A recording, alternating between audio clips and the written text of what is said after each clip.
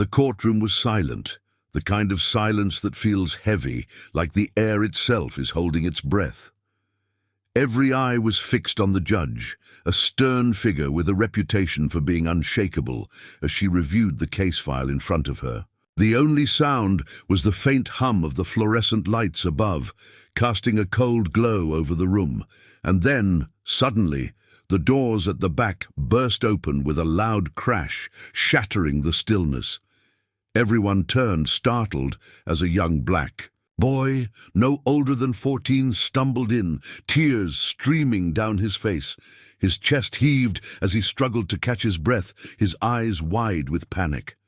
The room froze, unsure of what to do. The bailiff took a step forward, but the boy raised a trembling hand as if to say, "Wait." His voice cracked as he choked out a single sentence. "Please, you have to help me." The judge, usually so composed, leaned forward, her brow furrowing. As she studied the boy, there was something about him, something familiar. She squinted, her mind racing, and then it hit her, his name. The moment she heard it, her face went pale. Her hand shot to the phone on her desk, and without a second, thought she dialed 911. The courtroom erupted into murmurs, the tension thickening like a storm cloud. What could possibly make a judge, someone who's seen it all, react like this? Who was this boy, and why was he here? The boy's name was Jamal, and his story was one that would shake the entire community to its core. It wasn't just about him. It was about secrets buried deep, about a system that had failed him, and about a truth so shocking it would leave everyone questioning everything they thought they knew. As the judge spoke urgently into the phone, Jamal collapsed into a chair, his small frame trembling. He looked around the room, his eyes filled with a mix of fear and hope. He had risked everything to come here, to this courtroom, to this moment. But would it be enough? The judge hung up the phone and turned to Jamal, her expression unreadable. "Stay right there," she said, her voice firm but not unkind. "We're going to figure this out." But before she could say more, the doors swung open again, and this time it wasn't just one person entering. It was a group. Their faces were hard, their eyes locked on Jamal. The tension in the room skyrocketed. Who were they? What did they want? And why did it feel like Jamal's life was hanging by a thread? As the group moved closer, the judge stood, her voice booming through the courtroom. "Stop right there," she commanded. But they didn't listen. Jamal's breath quickened, his hands gripping the edge of the chair so tightly his knuckles turned white.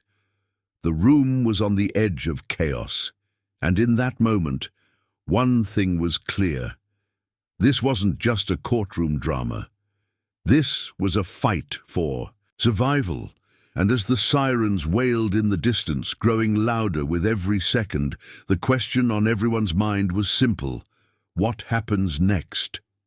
The group that entered the courtroom moved with purpose, their eyes locked on Jamal like predators, closing in on their prey. The judge, her voice still echoing through the room, stepped down from her bench, positioning herself between the boy and the newcomers. Her presence was commanding, but even she couldn't mask the flicker of unease in her eyes. The bailiff, a burly man with years of experience, instinctively moved closer to Jamal, his hand resting on the holster at his side. The tension was palpable, a live wire sparking in the air. "I said stop," the judge repeated, her tone sharper this time. The group hesitated, but only for a moment. The man at the front, tall and broad-shouldered with a scar running down his cheek, held up a hand to signal the others to pause. He wore a dark suit, but there was nothing official about him. No badge, no uniform, just an air of menace that made everyone in the room uneasy. His eyes darted from the judge to Jamal, and then back again. "Your Honor," he said, his voice smooth but laced with something darker, "this doesn't concern you. The boy's coming with us." Jamal's breath hitched, and he shook his head violently, his tears still flowing. "No, no, please," he whispered, his voice barely audible. "They'll kill me." The words sent a chill through the room. The judge's jaw tightened, and she took a step forward, her gaze never leaving the man's face. "This is my courtroom," she said firmly, "and until I say otherwise, no one is going anywhere." The man smirked, but it didn't reach his eyes. "You don't understand," he said, his voice dropping to a low, dangerous tone. "This is bigger than you, bigger than this courtroom. Hand him over, and we'll be on our way. No one has to get hurt." The threat hung in the air, heavy and unspoken. The bailiff's grip on his holster tightened, and the other court officers began to inch closer, ready to intervene if things escalated. But before anyone could make a move, the sound of sirens outside grew deafening, and within seconds the doors burst open again. This time it was the police. Officers flooded the room, their weapons drawn, their eyes scanning for threats. By these, man with the scar raised his hands in mock surrender, his smirk never fading. "Looks like we're outnumbered," he said, his tone almost playful. "But this isn't over." He shot one last look at Jamal, a look that promised trouble, before turning and walking out, his group following close behind. The courtroom erupted into chaos. Officers shouted orders. The judge tried to regain control, and Jamal sat frozen in his chair, his small frame trembling like a leaf in the wind. The judge turned to him, her expression softening for the first time. "Jamal," she said gently, crouching down to his level, "you're safe now, but you need to tell me what's going on. Who are those men? Why are they after you?" Jamal opened his mouth to speak, but no words came out. His eyes darted around the room, as if he was afraid someone might still be listening. The judge placed a reassuring hand on his shoulder. "It's okay," she said. "You're not alone anymore. We're here to help you." Finally, Jamal took a deep, shuddering breath and began to speak. His voice was shaky, but the words poured out in a rush, as if he'd been holding them in for far too long. "It's my brother," he said, his eyes filling with fresh tears. "They took him. They said if I didn't do what they wanted, they'd hurt him. And then they came after me too." The judge's brow furrowed as she listened, her mind racing to piece together the fragments of Jamal's story. "Who took your brother?" she asked. "Who are these people?" Jamal shook his head, his fear evident. "I don't know their names," he said. "But they're powerful. They have money, connections. They said if I went to the police, they'd know. They said no one could protect me." He looked up at the judge, his eyes pleading. "But I had to try. I couldn't let them win." The judge nodded, her expression grim. She turned to one of the officers standing nearby. "Get this boy somewhere safe," she said, "and put a detail on him. I don't care what it takes. He's not to be left alone." The officer nodded and moved to escort Jamal out of the courtroom. But as they reached the door, Jamal hesitated, looking back at the judge. "What about my brother?" he asked, his voice breaking. "What if they hurt him because I came here?"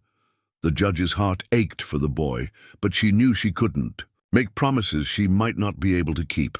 "We'll do everything we can," she said, "but right now, the most important thing is keeping you safe." As Jamal was led away, the judge turned to the officers still in the room.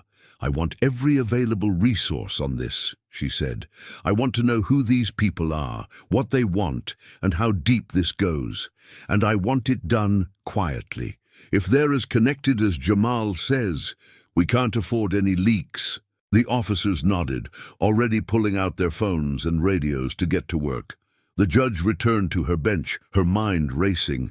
She had seen a lot in her years on the bench, but this was different. There was something about Jamal's story that didn't add up, something that made her think this was just the tip of the iceberg. Who were these men? What did they want with a 14-year-old boy and his brother? And why were they so confident that no one could stop them? As she sat there, the weight of the situation pressing down on her, she couldn't shake the feeling that this was far from over. The sirens outside had faded, but the storm was just beginning. And somewhere out there, Jamal's brother was still in danger, his fate hanging in the balance. The judge clenched her fists, her resolve hardening. She didn't know how, but she was going to get to the bottom of this, no matter what it took. But as the hours passed and the investigation began, one thing became painfully clear. This wasn't just a case of a boy in trouble. This was a web of secrets, lies, and power, and untangling it would be no easy task. Every lead they followed seemed to lead to a dead end. Every clue they uncovered only raised more questions. And through it all, the shadow of those men loomed, large, a constant reminder that they were watching, waiting, and ready to strike. The judge knew they were running out of time. But what she didn't know, what no one knew, was just how deep the rabbit hole went. And as the pieces of the puzzle began to come together, one thing became terrifyingly clear. This wasn't just about Jamal and his brother. This was about something much, much bigger. And the closer they got to the truth, the more dangerous it became. The question was, would they find the answers in time, or would the darkness swallow them whole? As the investigation into Jamal's case deepened, the judge, whose name was Patricia Harper, found herself pulled into a world she had only ever glimpsed from the sidelines. She had spent years presiding over cases involving drugs, theft, and violence. But this was something else entirely. It wasn't just the men who had stormed into her courtroom that unsettled her. It was the way their presence seemed to ripple through the city, touching everything and everyone in its path. Patricia started digging into Jamal's background, hoping to find clues that might lead her to his brother, Marcus. What she discovered was a story of hardship and resilience. Jamal and Marcus had grown up in the heart of the city's most neglected neighborhood, raised by a single mother who worked 2 jobs just to keep food on the table. Their father had been out of the picture for years, leaving behind a trail of broken promises and empty excuses. But despite the odds, the brothers had stuck together, leaning on each other through every storm. Until now. According to Jamal, Marcus had gotten involved with the wrong people a few months ago. He wouldn't say much more than that, his fear of retaliation silencing him whenever the questions got too close to the truth. But Patricia could read between the lines. Marcus had likely been lured into some kind of criminal activity. Drugs, maybe, or worse. And now he was in over his head, trapped in a world where the only way out was through. Meanwhile, the police were struggling to make progress. Every lead they followed seemed to hit a wall. The men who had entered the courtroom that day had vanished without a trace, leaving behind no fingerprints, no surveillance footage, nothing. It was as if they were ghosts, moving through the city unseen and untouchable. The officers assigned to the case were frustrated, their usual methods proving useless against an enemy they couldn't even identify. But Patricia wasn't ready to give up. She reached out to an old friend, a retired detective named Frank Morales, who had spent decades working in the city's underbelly. Frank was a grizzled man with a sharp mind and a network of contacts that stretched far beyond the reach of the law. When Patricia called him, he listened quietly, his silence speaking volumes. "This sounds familiar," he said finally, his voice heavy with concern. "Too familiar." Frank agreed to help, and together they began to piece together a picture of what they were up against. It wasn't just a gang or a drug ring, it was something far more organized, far more dangerous. A shadowy group with ties to powerful figures in the city, politicians, business owners, even law enforcement. They operated in the shadows, pulling strings and manipulating events to their advantage. And they didn't take kindly to anyone who got in their way. As Patricia and Frank dug deeper, they began to uncover a pattern. Over the past few years, there had been a string of disappearances in the city. Young men and women, mostly from poor neighborhoods, who had vanished without a trace. Some had been written off as runaways, others as victims of random violence. But now, Patricia couldn't help but wonder if there was a connection. Were these people being targeted? And if so, why? The more they learned, the more dangerous the situation became. Patricia started noticing strange things. A car parked outside her house at odd hours, a hang-up call in the middle of the night, a file that went missing from her office. She tried to brush it off as paranoia, but deep down, she knew better. They were watching her, and if they were watching her, they were watching Jamal too. Jamal, meanwhile, was struggling to adjust to life in protective custody. He was safe, at least for now, but the fear never left him. He spent his days staring out the window, his mind racing with thoughts of Marcus. Was he still alive? Was he scared? Did he know Jamal was trying to save him? The guilt weighed heavily on him, a constant reminder of the risks he had taken and the ones he hadn't. One night, as Patricia was reviewing case files in her home office, she received a call from Frank. His voice was tense, urgent. "I think I found something," he said, "but you're not going to like it." Patricia's heart sank as he explained. He had managed to track down a former member of the group, a man who had managed to escape and had been living off the grid ever since. The man was willing to talk, but only to Patricia and only in person. Patricia hesitated. Meeting with a source like this was risky, especially given everything that had happened. But she knew she didn't have a choice. If this man had information that could help them find Marcus and stop whatever was happening, she had to take the chance. The meeting was set for the next night in an abandoned warehouse on the outskirts of the city. Patricia arrived early, her nerves on edge as she scanned the area for signs of danger. The warehouse was dark and silent, the only sound, the distant hum of traffic. She stepped inside, her footsteps echoing in the empty space, and then, out of the shadows, a figure emerged. He was thin and ragged, his eyes darting nervously as he approached. "Judge Harper?" he asked, his voice barely above a whisper. Patricia nodded, her heart pounding in her chest. "I'm here," she said. "What do you know?" The man took a deep breath, his hands trembling as he began to speak. But before he could get more than a few words out, the sound of a car engine roared to life outside. The man's eyes widened in panic. "They're here," he said, his voice cracking. "They found me." Patricia's blood ran cold as the sound of footsteps echoed through the warehouse. She turned, her mind racing, but it was too late. The doors burst open and a group of men stormed in, their faces hidden behind masks. The man beside her let out a strangled cry and tried to run, but one of the men grabbed him, dragging him back into the shadows.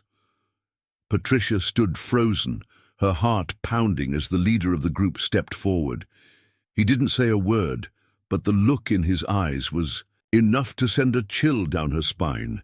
He knew who she was, and he knew why she was there. As the men closed in around her, Patricia realized the truth. She had walked right into a trap, and now there was no way out. But just as the leader reached for her, the sound of sirens filled the air. The men hesitated, their heads snapping toward the door. Patricia seized the moment, ducking behind a stack of crates as chaos erupted around her. Shouts echoed through the warehouse, followed by the sound of gunfire. She crouched low, her breath coming in shallow gasps as the battle raged on. When the dust finally settled, the warehouse was silent once more. Patricia peered out from her hiding place, her heart still racing. The men were gone, but so was the informant. And as she looked around the empty space, one thought kept repeating in her mind. This was far from over. Back at the safe house, Jamal sat by the window, staring out at the city lights. He didn't know what was happening, but he could feel it, the tension, the fear, the sense that something big was coming. He thought about Marcus, about the promises they had made to each other. As kids, no matter what, they would always have each other's backs. But now Jamal wasn't so sure. He had done everything he could, risked everything, but it still didn't feel like enough. As the night stretched on, he made a decision. He couldn't just sit here, waiting for someone else to save his brother. He had to do something, even if it meant putting himself in danger. And so, as the first light of dawn broke over the city, Jamal slipped out of the safe house, his heart pounding with a mix of fear and determination. He didn't know where he was going or what he would do when he got there, but he knew one thing for sure: he wasn't going to let Marcus down. Not again. As he disappeared into the shadows, the city seemed to hold its breath, waiting for the storm that was coming. And somewhere in the darkness, the men who had started it all watched and waited, their plans unfolding like a carefully crafted game of chess. But in this game, the stakes were life and death, and no one was safe.